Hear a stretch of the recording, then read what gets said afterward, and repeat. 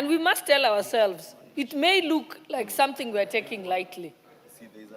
But when you look at the way AI is operating, or any of those apps, including TikTok, they have the potential to actually endanger national security. They endanger data privacy. And we must regulate it.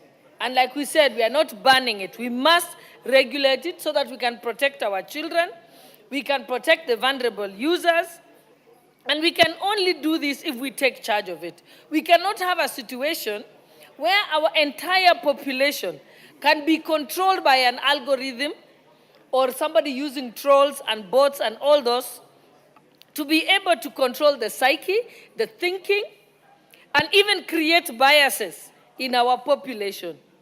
That would be akin to allowing the extinction of future generations. And when we say we want to regulate it, there must be strict oversight. We must talk about data localization. We must also be able to block access to certain sensitive information. And also, there is even potential misuse by which includes espionage on a country. It can also track the location of your population, including those who have sensitive information. For example, our army, our police, our intelligence service, even the movements of our military.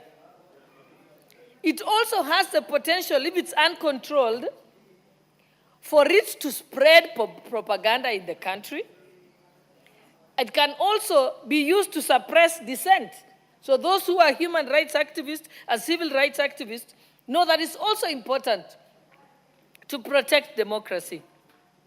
It can sway public opinion.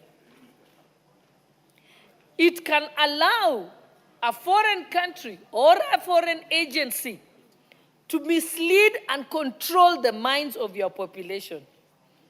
It is more dangerous than a full-fledged war against a state.